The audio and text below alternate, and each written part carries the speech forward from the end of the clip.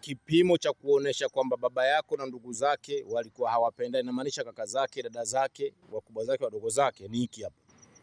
Kama nyinyi kwenu ni maskini sana na baba yako ana wadogo zake, kaka zake, dada zake, lakini watoto wao wamesoma, wana elimu kubwa, na nyinyi mlikuwa mna uwezo wa kusonga mbele kielimu, lakini mlishindwa kusonga mbele kielimu kwa sababu ya kukosa pesa, ikiwemo ada na vitu vingine, basi tambua kabisa baba yako na ndugu zake walikuwa hawapendani.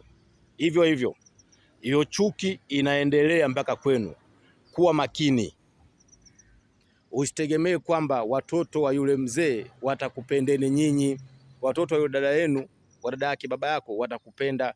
Watoto wa ndugu zake baba yako ambao walishindwa kuwapa nyinyi sapoti mkafanikiwa kimaisha, kwamba watawapenda, wataendelea kuwadharau na watawachukia. Kanayo hiyo.